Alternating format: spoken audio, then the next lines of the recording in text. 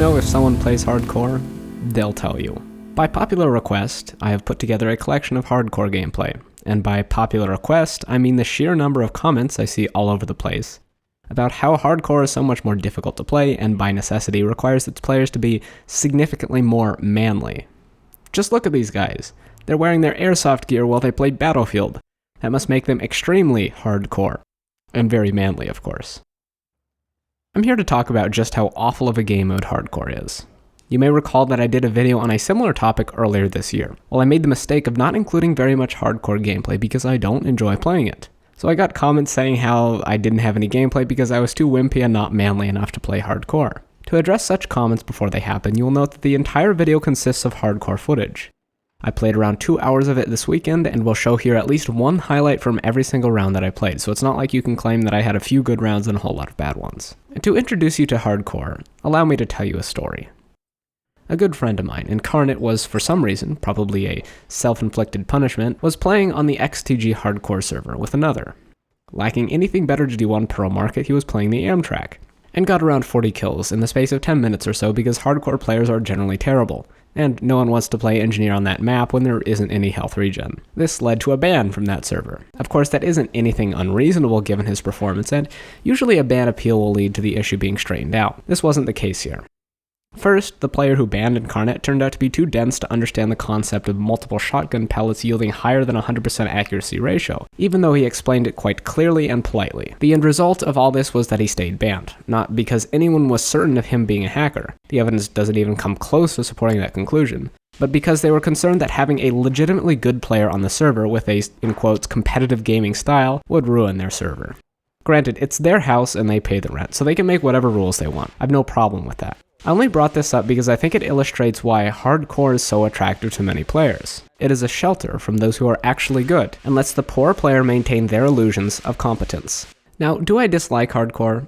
I don't. While I don't play it very often, I do find that my experiences are somewhat enjoyable. The greatly reduced time to kill and the lack of hit markers make me observe some things that I don't ordinarily. In terms of fun, I wouldn't call it that much less than standard Battlefield, but it can be frustrating for a few reasons which I will get into later. What I really have a problem with is the hardcore elitist mentality. Since hardcore is so effective at maintaining the illusions of competence I mentioned earlier, you'll find many comments on Battlefield message boards and YouTube channels proclaiming the holy word of hardcore. Of course, in order to maintain those illusions success, one absolutely must do everything one can to delegitimize every other game mode, which is why you almost see the words normalcore and noob paired together when you read something written by a hardcore player. Again, there's nothing wrong with someone liking hardcore. The problem is when that person either considers it a better game mode, or considers it to somehow require more skill. I will address both of these points one at a time. Firstly, hardcore is an objectively worse game type. When considering what good and bad mean in this context, we're going to look primarily at gameplay design, because that's what we experience when we play a game. Regardless of what your personal opinions of 60 health are, it inarguably breaks the game's balance. All the weapons and gadgets of Battlefield 4 were designed with 100 health in mind, and when you reduce that to 60, you break a lot of things. All the weapons were balanced very carefully based on how quickly they output 100 damage. The Scar H, Bulldog, and Groza 4, for example, were never intended to kill in one hit to the head. They were intended to simply have larger 2-headshot kill ranges than other weapons, and require 1 fewer bullet to kill than their competitors at a certain distance. This difference in close quarters was one between 4 bullets and 5. The ratio of 4 to 5 is a whole lot smaller than the ratio of 2 to 3, making the heavy-hitting weapons excessively good. The semi-autos are vastly superior than the pump actions, since they retain the same one-hit kill range and can fire almost twice as fast, if not more. Since slugs also reliably one-hit kill, there's also basically no reason someone with decent aim should use anything else. Again, no need to use pump actions here. They're a one-hit kill, dropping off to a 2-hit kill, where semi-auto slugs are, hilariously, a one-hit kill dropping off to a 2-hit kill. Oh, and what's the point of the pickup AMR2? It's literally a straight downgrade over any of the kit sniper rifles.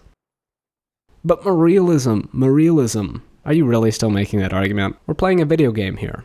The game could be about squirrels shooting marshmallow guns at one another, and it would play in the same manner. It would probably be a lot better, because then we would be able to avoid the arguments of the backwards realism crowd, who for some reason throw tantrums over their in-game avatar being able to survive a .338 Magnum round to the chest, but have no problems with that same avatar simply needing to sit in the general vicinity of a bag of bandages in order to become perfectly hale. Or maybe the fact that Battlefield 4's soldiers run faster than Usain Bolt while wearing over 80 pounds of equipment. If it makes you feel better, don't call whatever Battlefield's guns shoot bullets, because it obviously triggers you. Call them something completely arbitrary because it's just a bunch of polygons and it doesn't matter anyway. If it's more reassuring to you to be able to call your projectiles carrots, because it's perfectly plausible for anyone at all to survive a .338 caliber carrot to the chest, then do so. Seriously, if you want more realism, go play Arma, and then you'll see an enemy every 2 hours or so if that floats your boat. Better yet, join the army, and then you'll have all the realism you'll ever need. Grenades are also pretty weird in hardcore. The RGO impacts were never supposed to kill in one hit regardless of target health. They were designed as a finisher grenade against wounded targets. In hardcore, they become one guaranteed kill when played correctly. M67 frag grenades also become kind of pointless, as one can easily use the mini grenades, which you get more of, and also retain the ability to one-hit kill. Oh, and you can throw the minis farther too.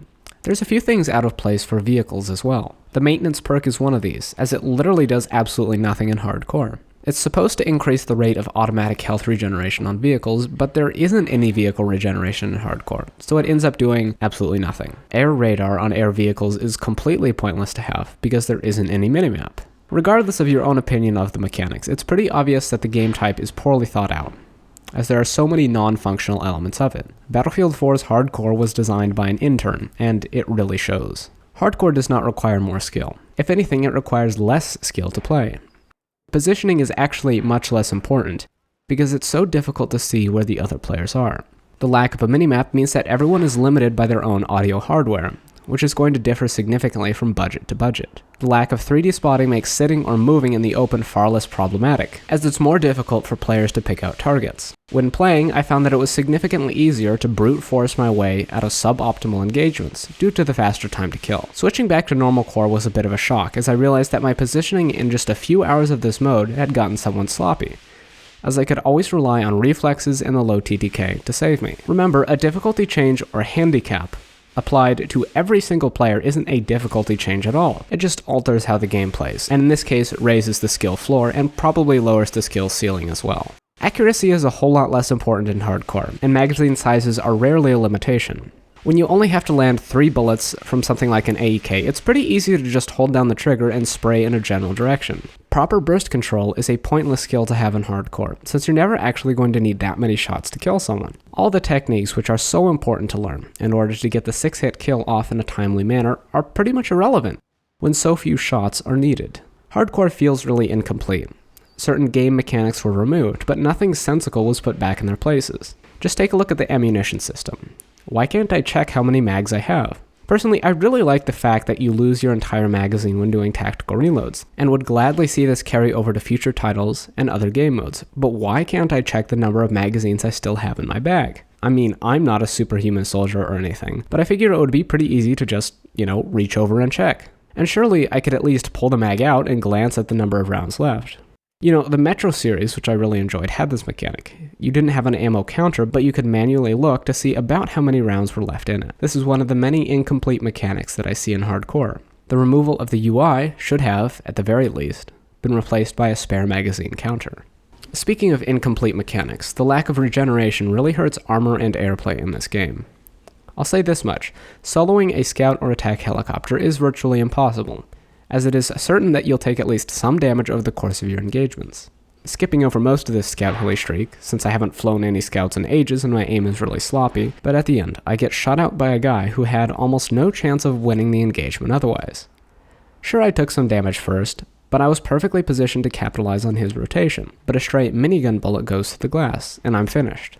It's not because my flying was any worse, but because the combination of 25mm spam and explosions from an earlier engagement damaged me such that any stray shot would finish the job. If I was a medic, I could have healed, but then my heli would sustain permanent damage. If I stay as Inji, then I can repair the vehicle, but I'll take more and more damage over the course of a streak and be ended by some random sneeze. Again, it seems like DICE didn't quite finish the game mode.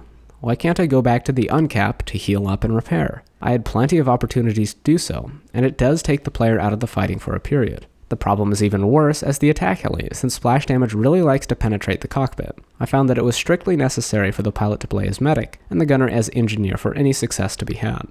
Hardcore feels like an incomplete game mode. When looking at the gameplay design, it's objectively bad, being poorly balanced and unintuitive. When looking at the skill set required for it, we find that the skill floor is quite a bit higher than it is in normal core. That's not to say that it isn't fun. There are some mechanics, such as the lack of minimap and hit markers, and the magazine-based reload system, that I really enjoy. Beyond that, you should just remember that handicaps applied to every player does not make the game any harder. It only alters it, for the worse in this case. As you have seen in the footage, my aggressive style of play is just as effective as it has ever been. I find that it might be even better than it is in normal mode, and I certainly didn't have any trouble whatsoever adjusting. And as a final note to those hardcore players out there, every time you call normal core easy mode, remember that it just makes you sound stupid. It's fun to play, and I've no problem with those who like it, but saying that sort of thing just makes it sound as though you're trying to excuse your own lack of actual skill by delegitimizing the game type, which virtually all players of significance prefer. Don't do that. Thank you for watching. We have taken objective Alpha. Here's your mate. Pick it up.